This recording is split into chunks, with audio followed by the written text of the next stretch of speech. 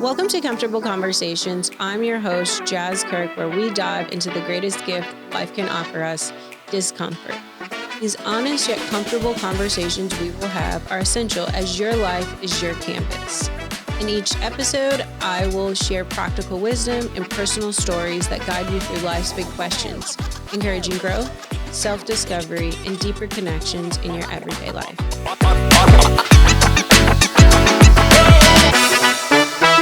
Today's guest we have is a very dear, dear, dear friend of mine. I've known her for several years. We're just going to call her Auntie B. Auntie B. Oh, thank you. Connected with this guest through Run Club, so movement, medicine, and just translating that. And when I say she's just a phenomenal being, Bess Dickson is a realtor, but also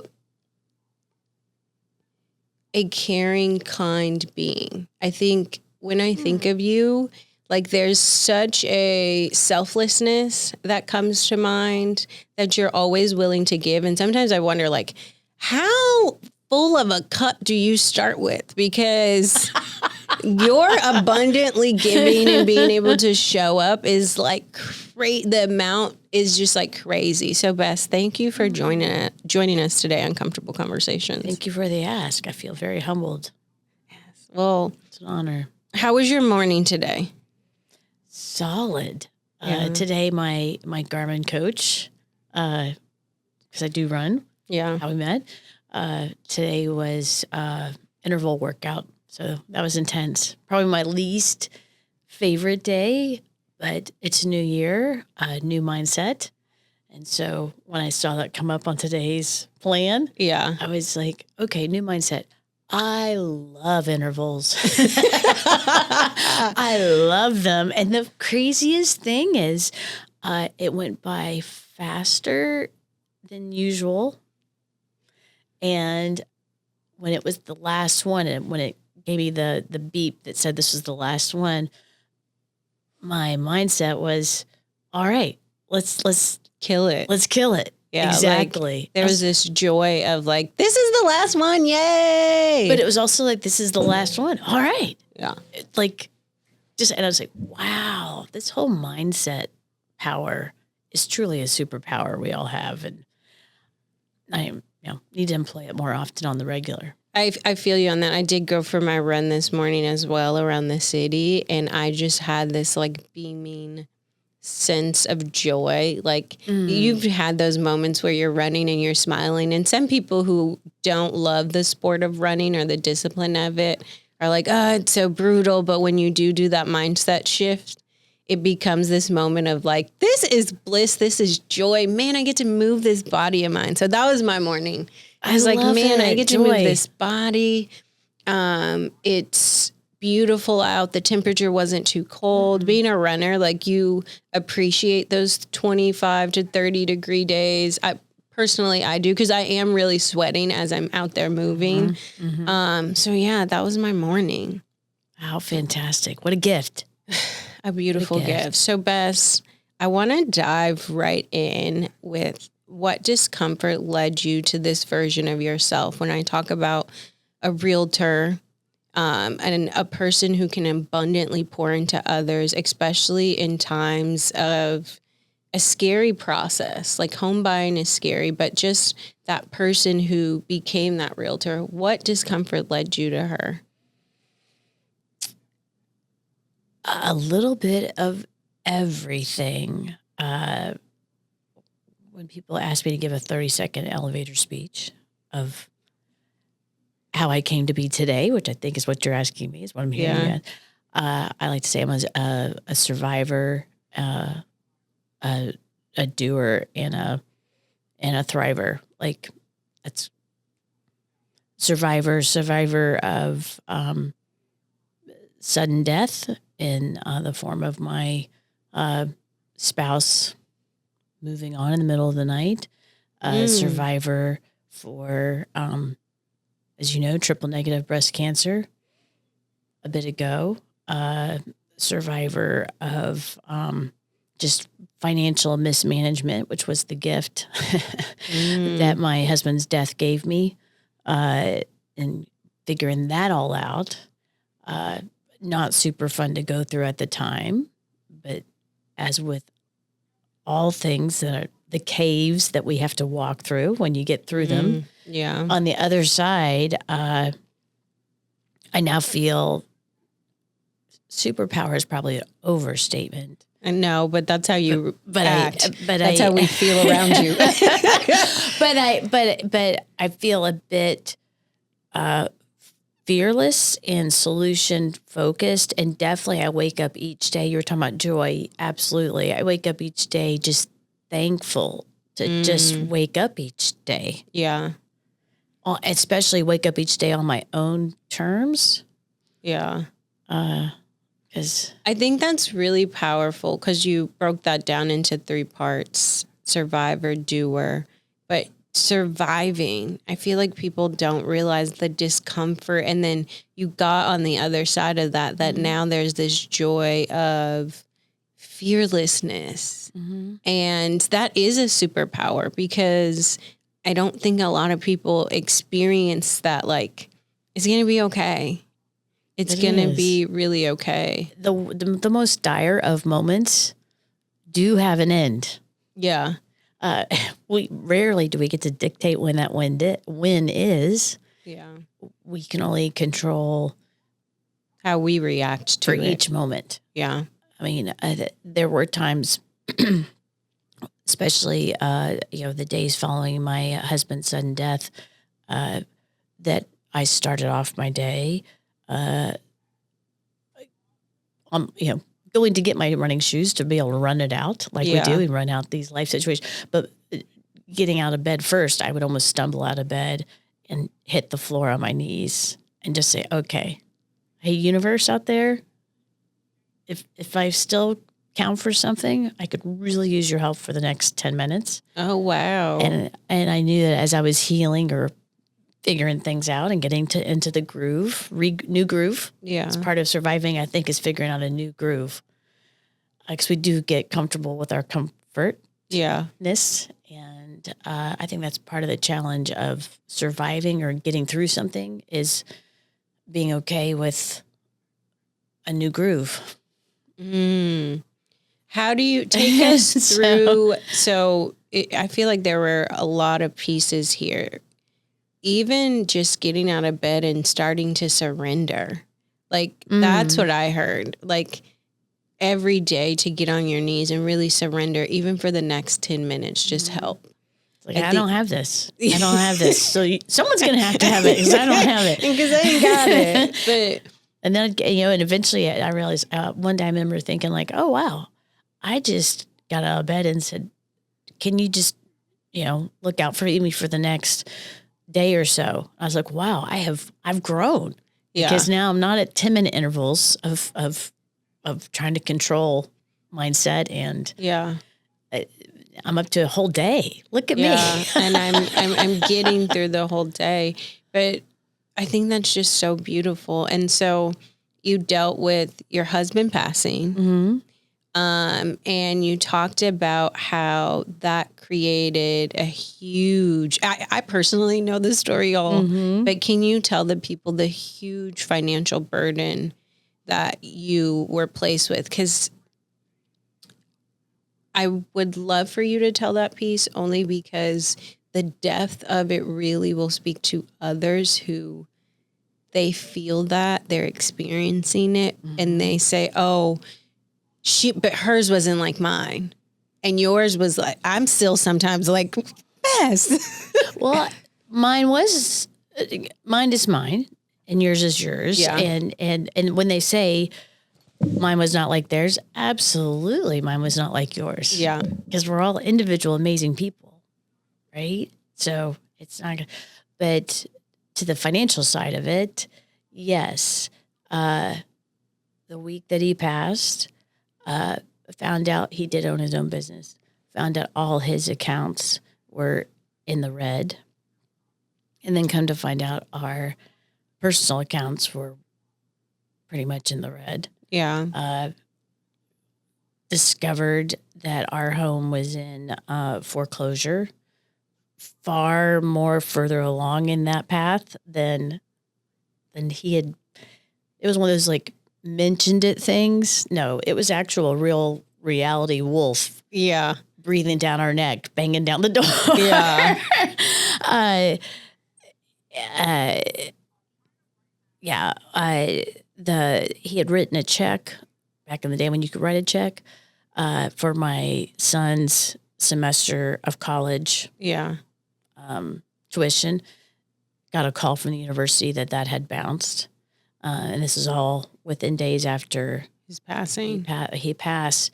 I think the icing on the cake, if that's the right way to say that, that's probably not a very appropriate. You're going to get hate comments about, what do you mean icing on a cake with people's death? But no, but I get it. How about this? The straw that broke the camel's back. It was an interesting climate. Yeah, thank you for the save.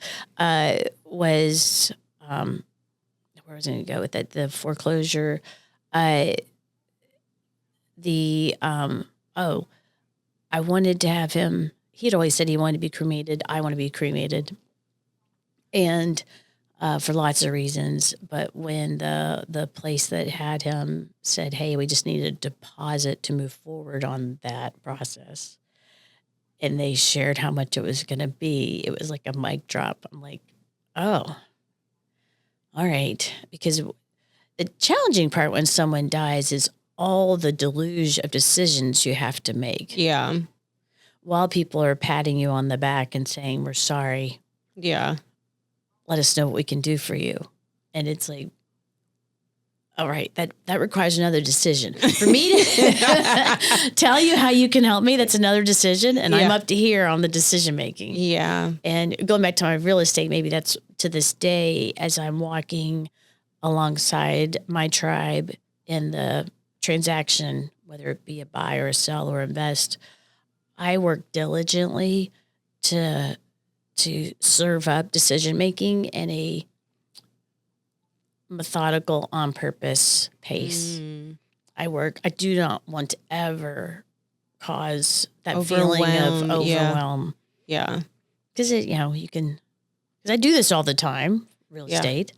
You don't. Oh, my nose is running. Excuse me.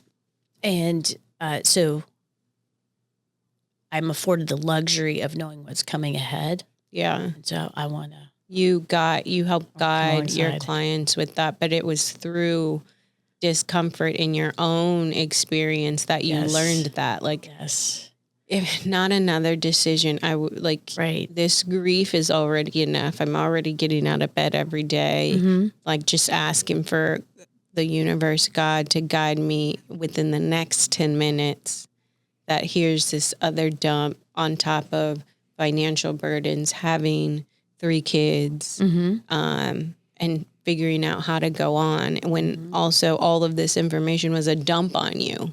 It was great. Finding out how much I got to notice that my daughter's birthday car that he had bought for her dream car, that the payment was late. And when I found out how much it was, he had taken the loan out as a personal loan. So it was at a higher interest rate, and it was also at a compressed amount. It wasn't a usual home or car loan amount. It was substantial. So so the deluge, it's interesting. It just doom, pound on. So we get through it one step at a time. Yeah, so you get through that. Take us to how long it took you to get through that. How long did it take? It was about a 4-year process, maybe almost 5. Yeah, 4.5 year process to get through it all. What did you need during that time to get through it? 4 years? A lot of running, a lot of community. Yeah. A lot of... I am not very good as a firstborn type A. I'm not very good at asking for help. Mm-hmm. And that was a skill I had to really lean on. and open up to, because wow. how is the best way to finesse your way through the IRS, for example? the big one. Yes. Those guys. Right. And how do you, as a real estate professional, because I'm supposed to know all these things, but did I really know all these things? Well, now I was really going to learn, like, how do you finesse through a foreclosure? Yeah. Without accidentally becoming homeless on the other end, since, I have 3 amazing kids, and my youngest, my daughter, was still at home. She had just started her senior year of high school. Yeah. And obviously losing your dad at that critical point is intense. So I also did not want to say, hey, and by the way, we're also homeless. Yeah. Like tragedy. And indeed, as we worked through it together, and yes, I diligently tried to protect her from it as much as possible. Interesting things happened as I got more comfortable in this new groove of asking for intentional help at critical points, asking the universe, hey, watch out for my daughter, help her get through this, help her keep that focus on herself, on school, because this is the pivotal, this is the senior year, this is it. Yeah. This is the launch pad for the next chapter of your life. Yeah. I didn't want his choices and his death to taint anything that's for their future. Yeah. Yeah. So you wanted to keep that innocence. Of like, and so out of the blue, one of her dear friends essentially got kicked out of her house and found herself homeless. And so here I am having this house that I'm scrambling, trying to figure out how to keep. And suddenly it's filling with new voice and new memories. And so the two of them are connecting and almost healing each other through conversations, through just doing teenage hangout stuff. Yeah. Because they're both in different places of pain. My daughter with death of her dad, and this beautiful young lady, the death of her family as she understood it. Yeah. And they're both trying to get through their senior year. And you took her in. Absolutely. Yeah. Absolutely. And Allie, to this day, it was a great gift of my daughter to ask me if her friend could. Yeah. Because she trusted in me and us enough to ask that. She knew home was a safe place. She didn't hide. Right. Yeah. Yes. Even in our moment of grief, it was still safe enough that you would bring someone else in and say, hey, this is a safe space. Right. This is where that home is your base always comes from. It's like no matter the tragedy that's happening on the other side, that you're really protecting them from, of like, there's foreclosure happening here. The IRS is like at the back of our neck. It's like, hey, let's not do jail today. Let's figure this out. I'm going to be okay. But it's like, and that's a 4-year process of like surrendering, asking for help. You also talked about you had to learn. It was this finesse, but in the finesse, you're also mastering skills of like, I think you said, I know this stuff, but do I know it on another level, a deeper level, a more challenging level? Like, I got to either survive in this moment or give up. And you were saying like, no, we're not giving up. We're going to figure it out.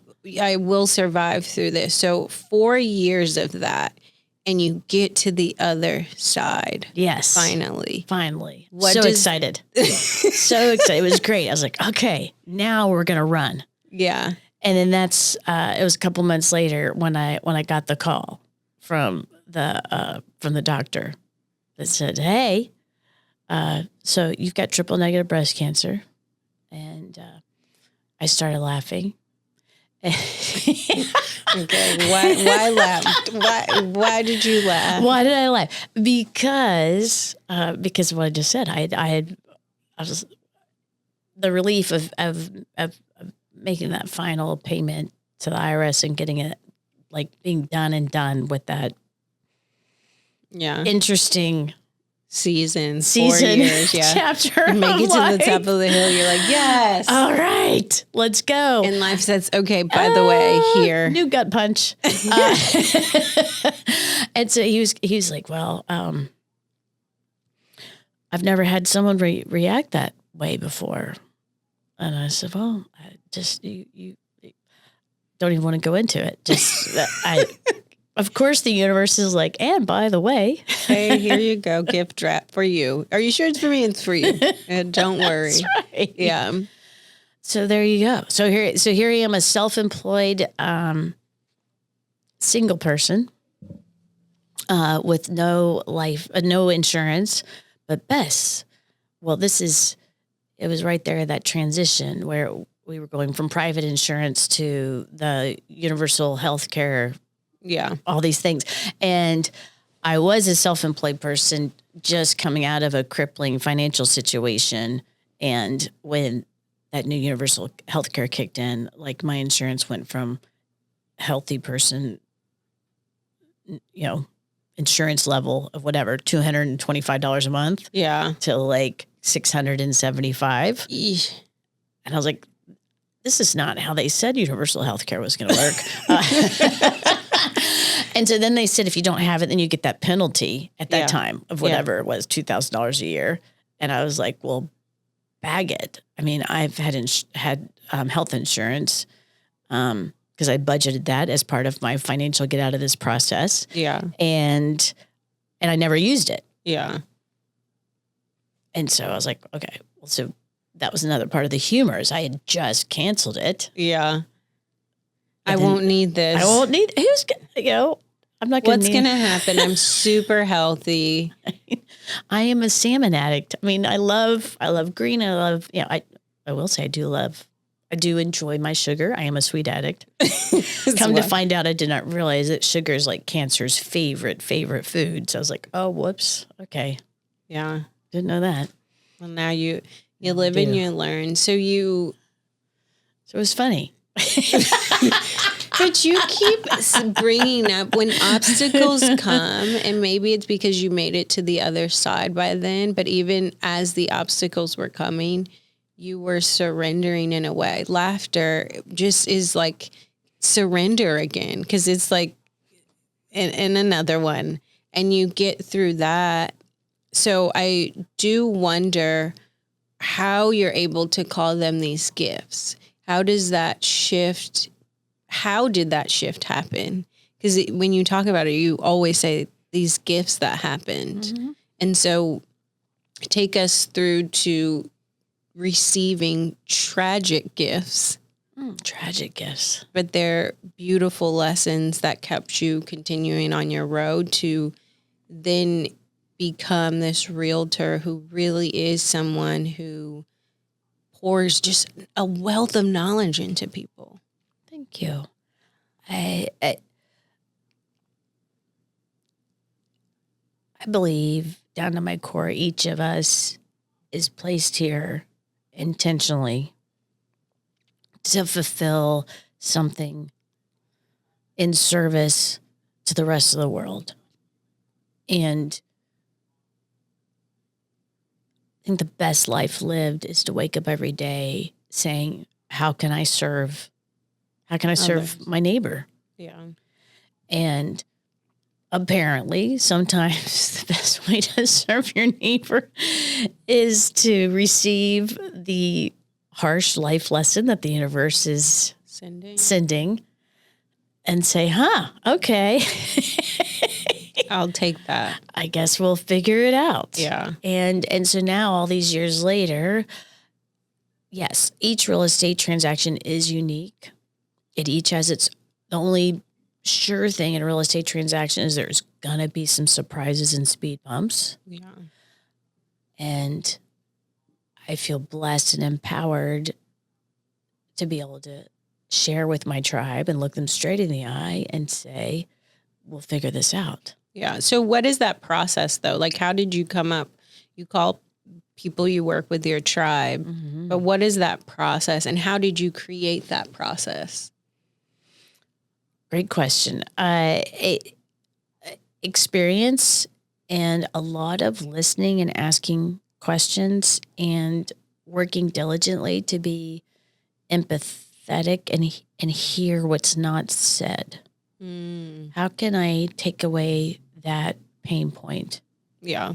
How can I take away the best compliment I get from my beautiful people is when I'm doing a week or 2 week or 1 month after the transaction close check-in just to see how things are going. And they say that they miss me. They miss our after work connections or our early morning coffee. Let's go grab this house before everybody gets into it or whatever. Yeah. They miss it. And that's like almost makes me cry. It still brings me to tears nearly every time because I feel like I hear that as they felt seen and heard and they're in a good spot. You created once again a safe space that now they're like, I want to keep her with me. She's your realtor really is someone you're going to stay with. That's going to stay with you. Mm-hmm. And along with the stay with, it is a supreme compliment and a blessing opportunity when every time I always share with them all things home. Call me anytime. So I've had people say, hey, I need help getting into a heart doctor. Who do you know that's a heart doctor? Or hey, I've got 3 painkillers. I can't figure out which one. Yeah. Like, but you from one extreme to the other. Yeah. You make yourself available for all of those things. And then you've made yourself knowledgeable in all of that as well. Because one thing I know is Bess is going to get the answer and figure it out. I don't know. Like it's never, I don't know, period. I don't know, but I can figure it out. Even when you helped my mom find her house and you weren't knowledgeable specifically in what she was looking for with the home loan in that situation, you reassured her, I don't know, but we will figure that out and I'll find the expert who does so we can bring that information back to you. Absolutely. And it built this immense trust. You helped her streamline that process in a way that she reached a huge milestone So of proud of never her. being a homeowner to becoming a homeowner Yeah. in warp speed timing. That was like she was dealing with another realtor that was taking forever. Like you got on the phone with her and we're like, you were supposed to be out of your apartment yesterday. Like, what are we doing? But you think you have time. So that's where I want to go in that even like holistic process you go through with people. It is hearing their story is probably step one. Okay. Hearing their story. And the big part of that is I want to hear what their ideal life. That's what's so like similar to what you are creating with your comfortable conversations, which I just exalt you in this. And that is you want to hear people's hearts. Yeah. And part of that is hearing where they aspire to be. Yeah. And so much of home. Yeah. To me, an ideal home is one that just elevates your everyday. Yeah. So what does the ideal Jas day look like, feel like? We know I need to touch it, feel it, smell it, go into the space. Guys, that's just me. I want to tour stuff. I'll text Bess like, I think I want to tour this condo building. Like, can we get in? Yeah, we've done that. So you start with their story, really understanding what they're saying, what they're not saying, their pain points. Because that tells you everything, like the priority, the earnestness, the timing, if you will, because the timing has a lot to do with it. Because the right house at the right time will present itself, and that is maybe outside of location. Yeah. How do you find the right? You have to have the faith and belief, the manifestation, if you will, that the right house at the right time will show itself. But a part of your process is that manifestation. What version of you, who is Jas? Give that example in that house. Like, what does that look like? What version of you? And that's like dreaming, life visioning. You're helping people life vision. For sure. With their home. I hadn't thought about that. Yes. So it's like articulate the vision, get very clear, get very specific. Yes. And once we get specific, now we're intentional to go on the path to find it, and it'll reveal itself without a shadow of a doubt. But you've brought it out of you to say. So that's why I asked, is it this, what's that holistic process? But then you get back to that well-being of the whole thing. Like home buying really is pulling out. Where does your soul, spirit, body want to reside? Ooh, beautiful. Reside. Yes. Yeah. Reside in this next in the journey of your unfolding. And that's why, like, with you, I'm like, I get why your daughter knew to ask, like, can my friend stay here? You've always created these safe spaces. And then you're a realtor who's creating and helping people create those safe spaces on their own. So that's why I think I feel that abundant giving, but it's like when you're able to help someone else find that within themselves, create those safe spaces, it is going to feel abundant.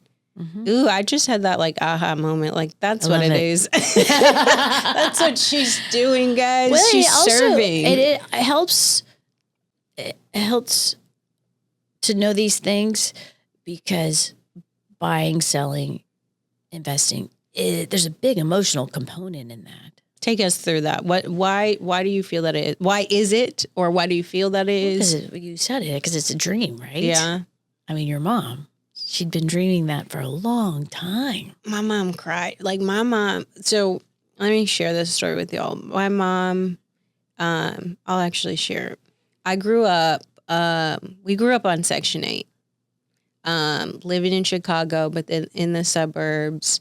And so my mom never owned a home. She always rented. We stayed in the same townhome growing up.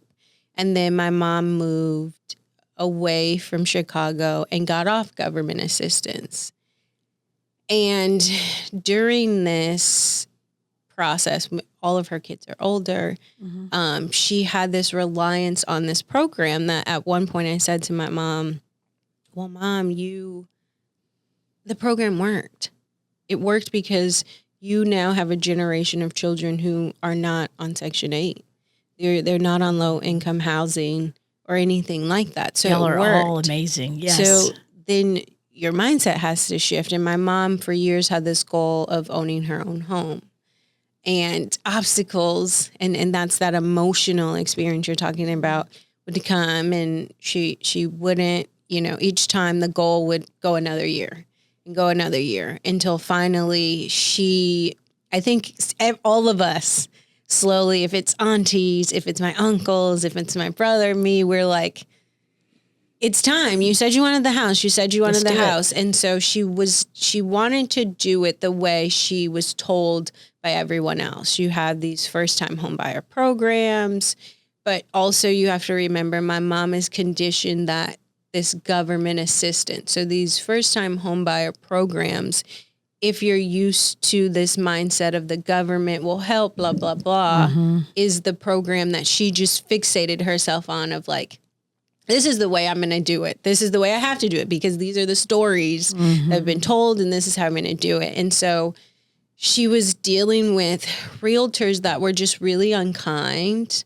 And like my mom would call me and be crying with like, I went to look at a house and all I would think is like, isn't this supposed to be the fun part? Like going to look at the houses. I haven't bought a house yet, but I'm sure it's supposed to be the fun part.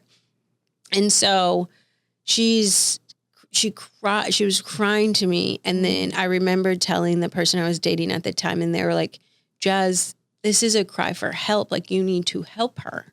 You need to find her a realtor and you need to be that liaison. And like, And so I ended up texting Bess and I said, hey, I don't know what's going to come about, but will you at least have a conversation with my mom and give her some type of guidance to direct her? That's it. That's exactly how that relationship came about. I knew Bess. I was like, hey, like she just needs someone who's going to help her shift her mindset about this, not feel so discouraged, because that's what she was experiencing. Discouragement. It's like, you can't afford this or that. And I was like, that's not, you can, but let's shift the mindset. And y'all, I was on the phone with Bess and my mom for an hour that at one point I'm like, I need to get off the phone. I remember you saying that. You were like, y'all keep at it, but I gotta peace out. I gotta go. Every question, and my mom always starts very much like not defensive, but a bit guarded. And Bess, within 20 minutes, had gotten that down where my mom had, okay, what about this? And what about that? And she also was dealing with a realtor who would send her places to go by herself. And the decisions, like she would send her an overwhelming amount of homes that my mom was like, this is too much. And so Bess comes in and my mom still had the other realtor and they get off the phone and my mom's like, man, I really love Bess. She really helped. But my mom was still in the mindset of like, oh, I had agreed to be with this other realtor. And I was like, well, we're firing her. She hasn't helped you. We have this person who's willing to help, who's eager to help you. And that's what we're going to lean towards.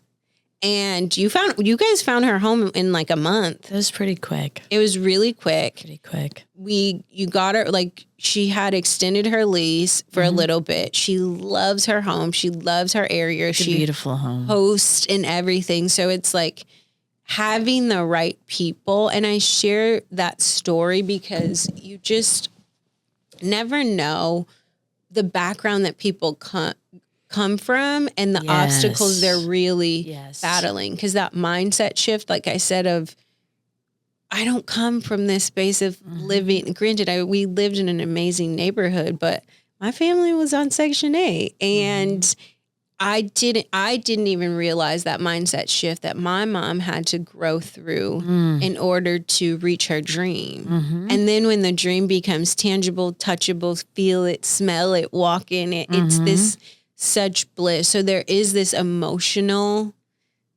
wellness that's happening as you're home buying. And I know I got off on a rant telling that story, but well, and to clarify, so that if any other real estate professionals watching this, I don't get into trouble.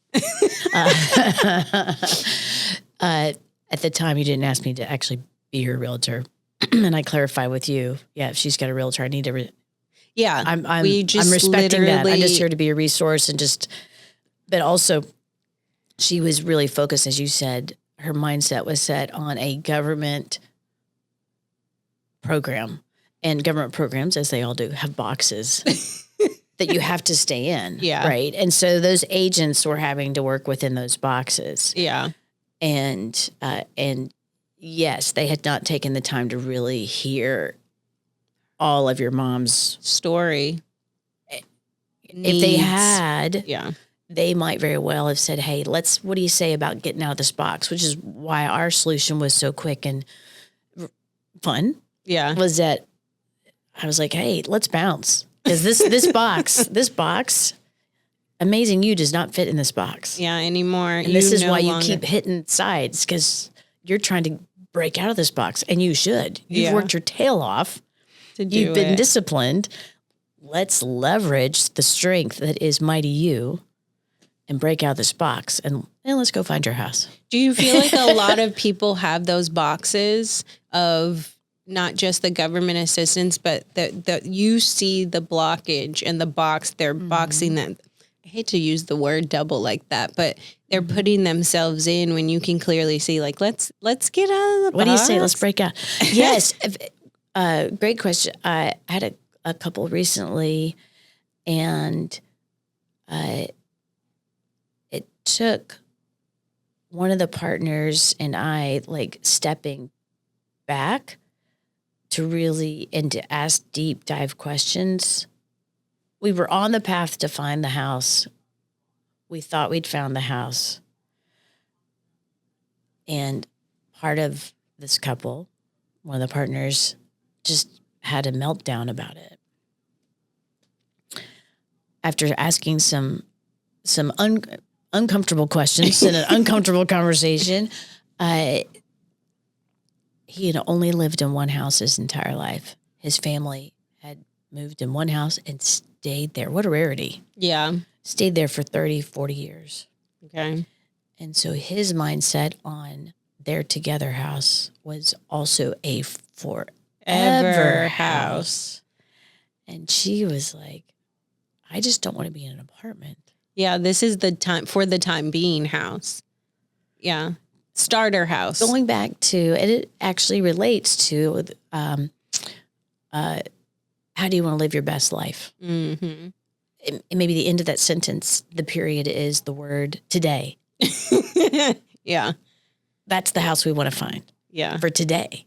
Because if the pandemic taught us nothing else, it taught us that you may think you have a 1-year plan, a 5-year plan. But do you really have it? When a global pandemic hits, do you have it? Plans change. Like I have bought tickets, for example, not to make it personal, but I bought tickets to go see The Who. Okay. Okay. And the concert was during the pandemic. All right. Lost. Yeah. Yeah. And then they rescheduled and then he got sick. And so instead, 3 years later, whatever, I got a refund. I mean, so Bess's dream of seeing The Who, not going to happen. But anyway, Yeah. But all that to say is that, you know, you do have these, whether it's, and he actually did not realize that he had that sort of block. Yeah. Because once we understood that, that made so much sense because he's looking for a totally different house. Yeah. He was saying this, but subconsciously, this is what he was looking for. And once that was out in the open and we talked about it, It helped lift that up for them, get And found them their out house. of their box. found their house shortly after that. And that's so much too about timing and the right house at the right time will present itself.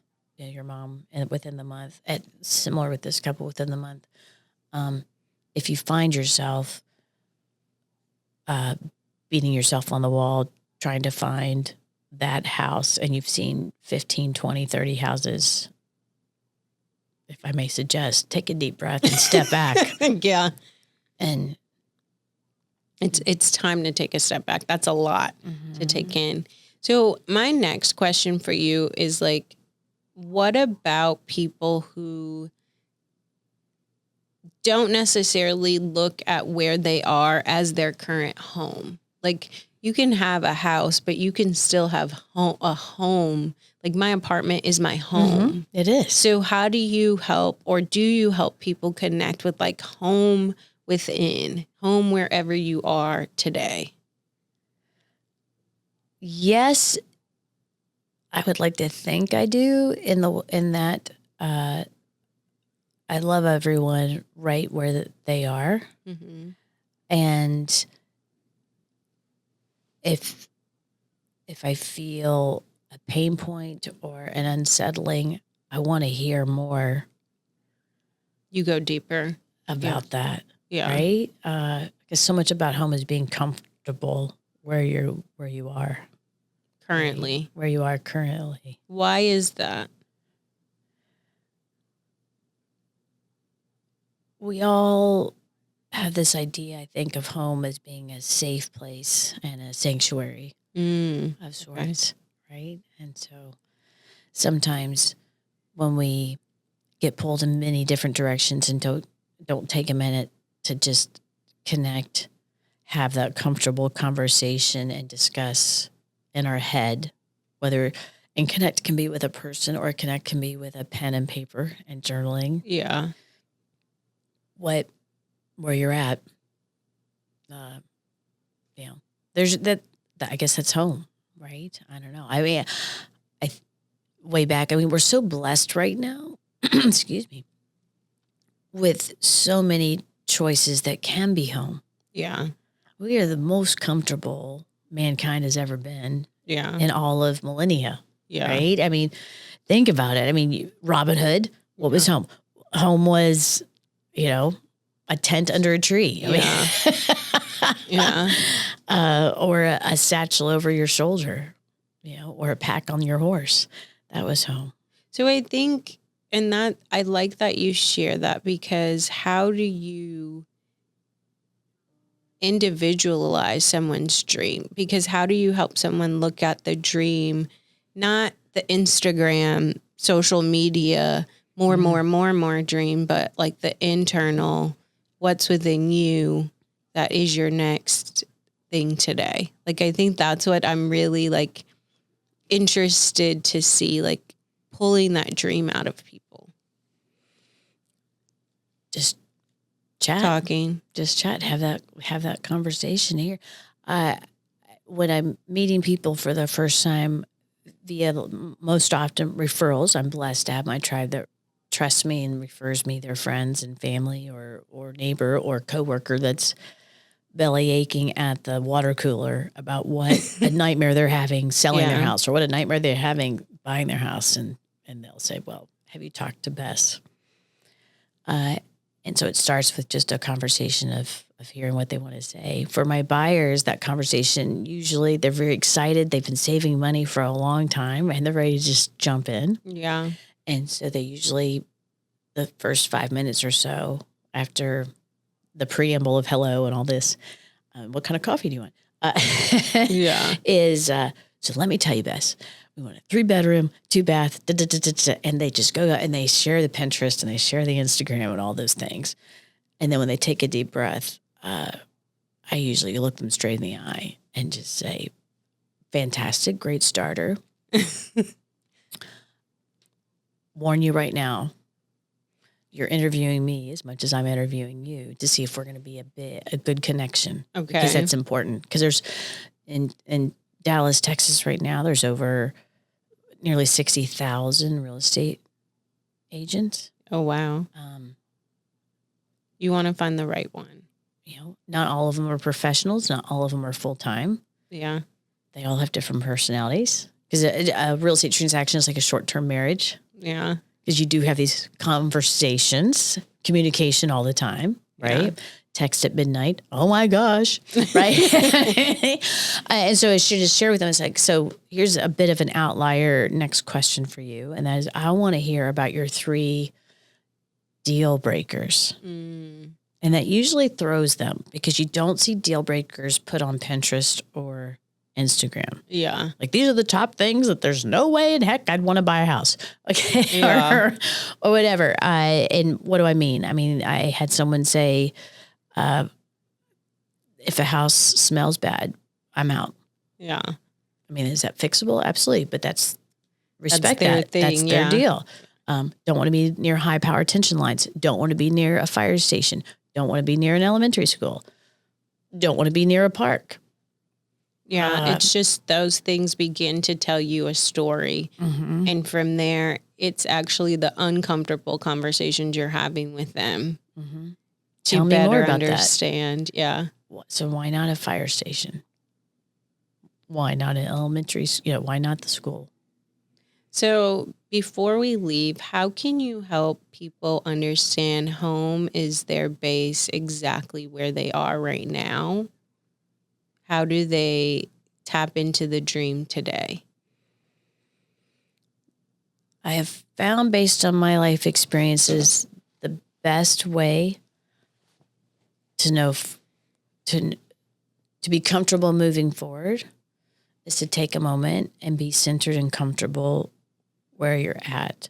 So if you've got an angst going on or something, take a deep breath and figure out how to fix that. Be in that moment. Be in that moment. Heal that before you go on to the next step. Heal what's there now. Don't move on until that's healed. Mm-hmm. Ooh, I love that. Because otherwise you'll just be chasing and chasing and chasing and trying to heal that hole that you should have fixed. Buying a 5-bedroom house is not going to heal that hole. Selling a 10-bedroom house is not going to heal that hole. Yeah. Well, home But it is could your base. amplify a healed whole person. I like that. I think that is good. If your dream will be amplified once you're healed, it'll be an amplified version of the healed self. Because I think you'll recognize it. Right? Yeah. I mean, it's just like couples, if they're fighting or getting frustrated, we're not ever going to find their house, and we're not ever going to sell their house. Yeah. Because it's not the house. Yeah. The house is a building, it's a roof. Yeah. Right? Home is when you're in a relationship, home is that connection between the two of you. Yeah. And the memories you build together. Yeah. And if you're like, then that's what you're going to get. What you put in is what you get out. Whether it's this building called a house or that building called a house. Yeah. Get intentional. Bess, this has been an amazing conversation. Tell the people where they can find you. First of all, let's hard launch. You have a podcast called Keys and Gears where you're giving people all the tips and tricks. It's not just you. You're sitting down with the loan officer. Mark Leisner, yes. A fantastic lender with a deep, amazing story as well. Yeah. So check that out. That's where they can find you. Where else can they find you? Instagram, all the socials. I'm generally Bess Dickson Home, unless, I've had a brain craziness and changed it up. But usually it's Bess Dickson Home. I'm always seeking how to be better, how to be found, how to, always learning. And you're with Sotheby's? I am blessed to be part of Sotheby's International Realty. Yes. And it is, it's a brokerage that is worldwide, literally. Yeah. So, which is part of the appeal, because now I can help my tribe that if they're ready for a second home, third home, introduce them with a warm introduction versus a cold to snag that house in Italy or or Germany or wherever it might be. You got connections all over, and she literally does. So Bess Dickson Home on Instagram. Mm-hmm. I think everything, everywhere else too, for the most part. Okay. Just You're calling me out. Yeah. Keep up. This is an uncomfortable conversation when we're talking about my socials. I needed to be better. No, but you guys check out Keys and Gears. It's a phenomenal resource that you guys will truly enjoy. So thank you, Bess. Thank you for joining me, Jas Kirk, on Comfortable Conversations. Remember, the greatest gift life can offer you is discomfort. It's what shapes us, teaches us, and helps us grow. If today's episode resonated with you, share it with someone who might need it, and don't forget to subscribe so you never miss a conversation. For more information and updates, follow us on Instagram at Honeydew. That's HUNNIDUOE. Until next time, keep embracing life's challenges as opportunities to create your masterpiece. Your canvas is waiting. Go paint it beautifully.